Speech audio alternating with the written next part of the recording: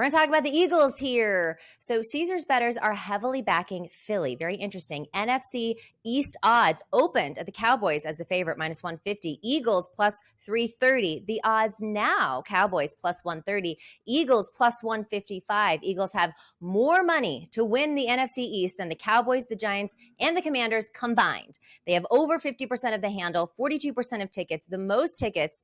Are we riding, passing, or fading the Eagles to win the NFC East at plus 155? Danny, what's your answer? Well, first of all, I'll tell you this right now. The NFC East is my division. I'm a Giants fan, but immediately I opened the season wearing this replacements jersey, hoping that, our whole team just gets replaced. And I know this division well. It's the reason I bring it up. So I love the Eagles to win this division because looking at the Giants, looking at the Cowboys, looking at the Commanders, to me, I don't know how the Eagles don't go at least 5-1 in division. I talk about this a lot. I love classic old school football fundamentals. And something I love to talk about is trench warfare. And the Eagles do it so well on both sides of the line. Their offensive line and defensive line are the strengths of that team. Inside the trenches there, you're not beating the Eagles. I think they can kind of just will their strength to victory in a lot of games based on Fletcher Cox and Jordan Davis up the middle. Who's running? Who's running on that defensive line? Jason Kelsey, Lane Johnson on the offensive side. Who's going to stop the Eagles' run game with them? So their weak points might have been in the secondary, but they get my guy James Bradbury from the Giants, and he was a really good corner last year, so they addressed that.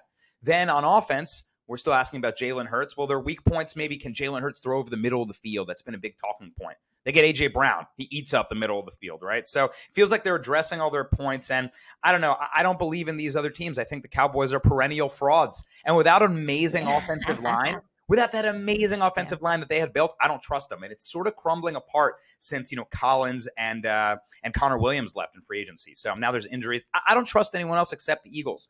Hurts has to be that guy. I think he takes another step up and they win this division. So there's a reason the odds shifted so crazy.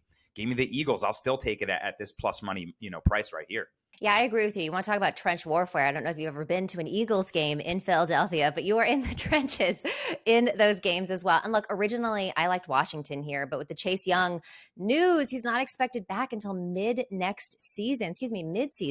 So I'm going to go with the Eagles on this one as well. I'm not sure I trust Jalen Hurts. We'll get into that a little bit later. But when I look at this division, I agree with you. The Commanders, without Chase Young, I don't know how great that defense is going to be. Can't trust the Cowboys. Can't trust the Giants. So might as well go Eagles here, plus 155. All right, Danny, let's pop over to the Eagles win total. This has shifted from 9. The over is at plus 110, under at minus 130. Before the season started, before preseason started, that's gone up half a game to 9.5. The over minus 140, under plus 120. The over has 88.6% of tickets, 90.7% of the handle. The Eagles are one of 6 teams whose win total over has collected at least 90% of the handle, with the Colts, the Saints, the Bills, Vikings, Chargers. Ride, pass, or fade here, Danny?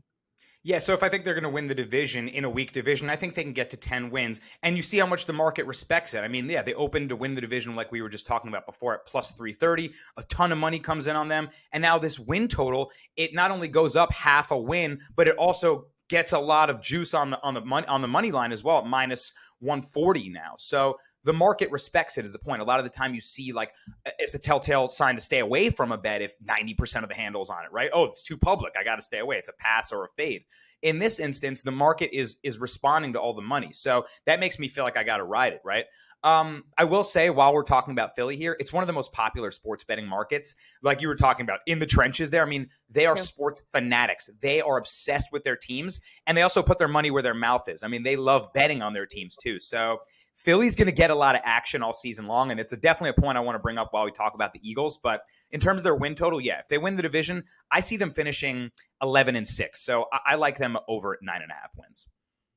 Ooh, 11-6. So I'm going to pass on this one. Philadelphia went 9-8 last season after winning only 4 games in 2020. Definitely one of the more improved teams last year. But again, I'm still not sold on Jalen Hurts.